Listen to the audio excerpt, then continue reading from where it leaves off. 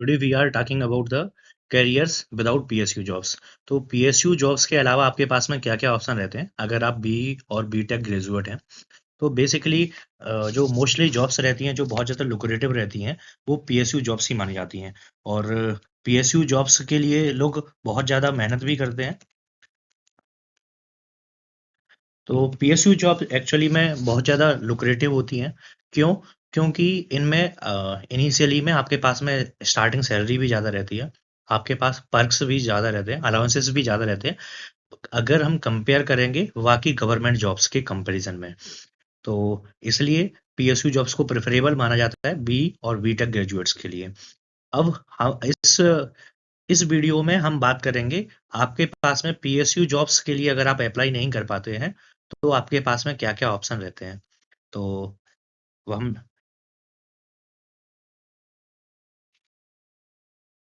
Next बात करेंगे, हम कैसे स्टूडेंट्स को कैटर करेंगे, ऐसे स्टूडेंट्स जिनका बी और बी टेक में 60% से लेस देन आया है, जनरल कैटेगरी के हैं। मोस्ट ऑफ द पीएसयूज का एलिजिबिलिटी क्राइटेरिया 70% और 60% रहता है जनरल कैटेगरी के लिए, और यही एससी एसटी के लिए थोड़ा 5-10% कम रहता है।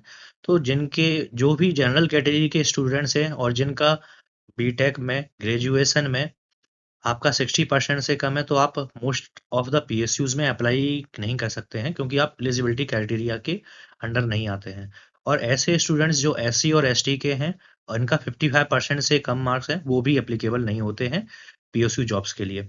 तो जो स्टूडेंट्स पीएसयू जॉब के लिए एप्लीकेबल नहीं है तो वो कहाँ पर अप्लाई करें, या ऐसे स्टूडेंट्सों को निराश होने की कोई ज़रूरत नहीं है, उनके पास में दूसरे भी लुक्रेटिव ऑप्शंस और भी हैं। पीएसयू जॉब पे ही आपका सारा जीवन खत्म नहीं हो जाता है। तो आज हम उन्हीं ऑप्शंस की बात करने वाले हैं।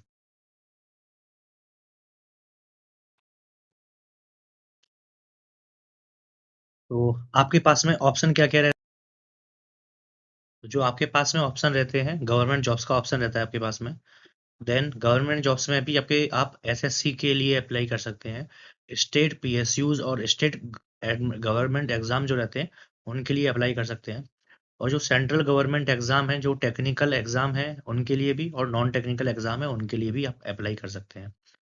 एसएससी एग्ज़ाम की अगर हम बात करेंगे, तो एसएससी एग्ज़ाम में आपके पास में ऑप्शन सीजीएल का है, एमटीएस का है, सीएचएसएल का है, जेई का है। एसएससी आपके पास में बहुत अच्छा ऑप्शन देती है क्योंकि इसमें एलिजिबिलिटी क्राइटेरिया 60% नहीं होती है। इसमें जो आपका एलिजिबिलिटी क्राइटेरिया रहता है, वो ओनली एंड ओनली आपका ग्रेजुएशन माँगते हैं ये लोग। आपका ग्रेजुएशन होना चाहिए, है ना? फाइनल ईयर भी आप अप्लाई कर सकते हैं, लेकिन अगर आपका ग्रेजुएशन अकेला कंप्लीट है, तो अब भी आप एसएससी के लिए अप्लाई कर सकते हैं। और यही जनरल के लिए, एससी, एसटी के लिए। तो आप एसएससी में सीजीएल के लिए अप्लाई कर सकते हैं, एमडीएस के लिए कर सकते हैं, सीएचएसएल के लिए कर सकते हैं, और एसएससी के थ्रू जेई के लिए भी अप्लाई कर सकते हैं। तो ये एसएससी का एग्ज़ाम रहता है, इसमें मोस्ट ऑफ द केसेस में एज लिमिट 28 ईयर्स रहता है। और कुछ-कुछ केसेस में 30 इयर्स भी रहता है। तो आपको जिस एग्ज़ाम के लिए आप प्रिपेयर कर रहे हैं, उस एग्ज़ाम को आपको देखना पड़ेगा, उसके बेसिस पे आपको अप्लाई करना रहेगा। अब नेक्स्ट हम स्टेट पीएसयू की बात करते हैं। अब नेक्स्ट हम स्टेट लेवल एग्ज़ाम की बात करते हैं। स्टेट लेवल एग्ज़ाम में आप इंजीनियरिंग सर्विस का एग्ज़ाम होता है, जो हर एक स्टेट का अपना अलग-अलग होता है। इसके थ्रू आप हर एक स्टेट में अलग-अलग पोस्ट्स रहती हैं। असिस्टेंट इंजीनियर पोस्ट रहती है या जूनियर इंजीनियर पोस्ट रहती है। अब आप एडमिनिस्ट्रेटिव सर्विसेज के लिए अप्लाई कर सकते हैं। एडमिनिस्ट्रेटिव सर्विस बोले तो डिप्टी कलेक्टर के लिए अप्लाई कर सकते हैं, डीपा एसपी के लिए अप्लाई कर सकते हैं। ये आपका नॉन कोर सब्जेक्ट हो गया। अगर आपको कोर में जाना है तो फिर आपको कोर में इंजीनियरिंग सर्विस के लिए अप्लाई कर सकते हैं। ऐसे ही अगर आपको कोर में जाना है तो आप यहाँ पे जूनियर इंजीनियर के लिए एसएससी के थ्रू अप्लाई कर सकते हैं। और अदर सर्विसेज में और भी सारी स्टेट लेवल की एग्जाम्स निकलते रहते हैं जो ग्रेजुएशन बेसिस पे रहते हैं, तो उनके लिए भी आप अप्लाई कर सकते हैं। अगर हम सेंट्रल गवर्नमेंट की बात करें तो सेंट्रल गवर्नमेंट में एडमिनिस्ट्रेटिव सर्विस आ जाती है सबसे पहले। एडमिनिस्ट्रेटिव सर्विस में आपका आईएएस हो गया, आईपीएस हो गया, इससे रिलेटेड जो भी आपकी सर्विसेज हैं उनमें आप अप्लाई कर सकते हैं। इनमें भी आपका केवल ओनली एंड ओनली ग्रेजुएशन मांगते हैं।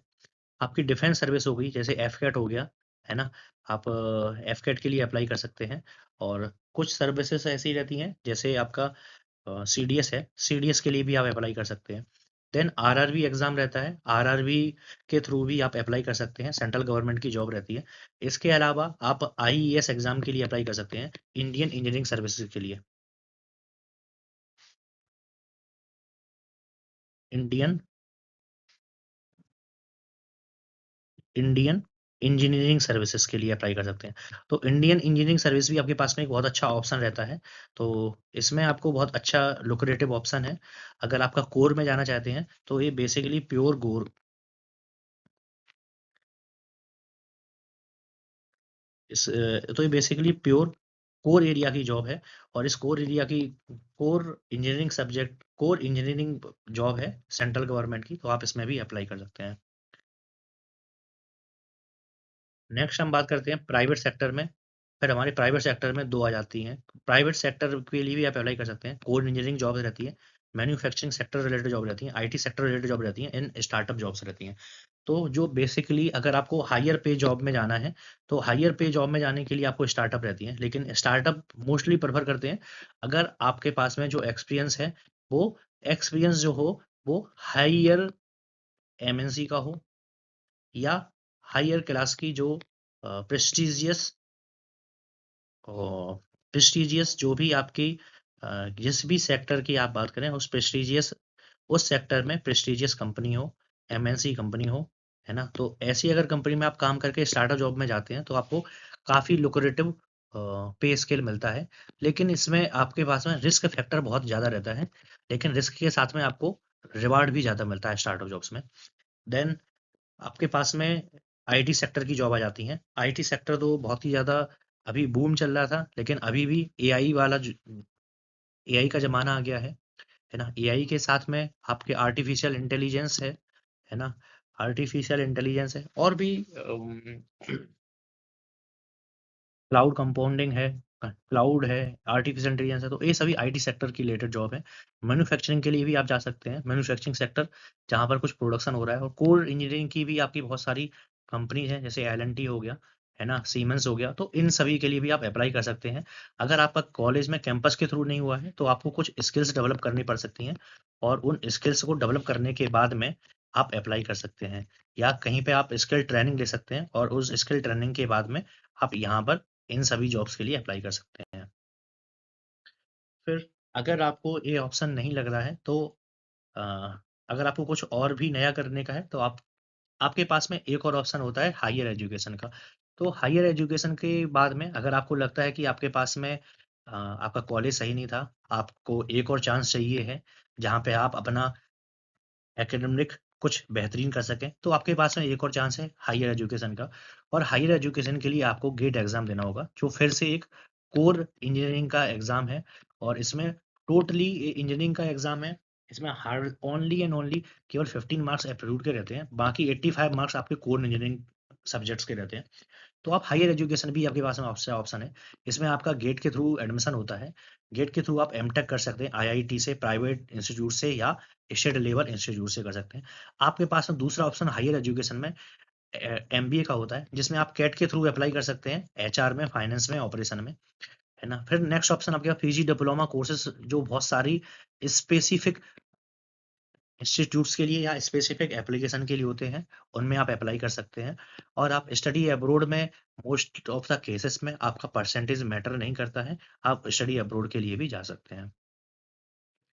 नेक्स्ट अगर हम स्किल बेस्ड कोर्सेज की बात करें, अगर जैसे हमें स्किल बेस्ड कोर्सेज करना है, आईटी सेक्टर में करना है, तो आप साइबर सिक्योरिटी, अभी बूम बहुत ज़्यादा मार्केट में है। क्लाउड कंपाउंडिंग है या क्लाउड एडब्ल्यूएस है, एजर है, इसके लिए आप अप्लाई कर सकते हैं। ये स्किल आप डेवलप कर सकते हैं अपनी। पीएलसी, स्काडा ऑटोमेशन, ये सभी, डाटा साइंस, डाटा एनालिटिक्स, ये सभी अभी बूम सेक्टर हैं। और इन सभी बेसिस पे इन सभी को आप हार्डली 6 और 1 ईयर में आप मास्टर कर सकते हैं और एक बहुत बेहतरीन जॉब ऑप्शन आप अपने लिए ढूंढ सकते हैं।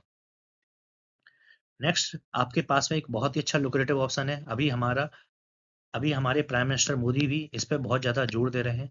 स्किल इंडिया मिशन भी चल रहा है ना। और हमारे एंटरप्रेन्योरशिप के लिए बहुत सारी डेवलप एंटरप्रेन्योरशिप डेवलपमेंट के लिए बहुत सारी स्कीम्स भी गवर्नमेंट ने लॉन्च कर रखी हैं।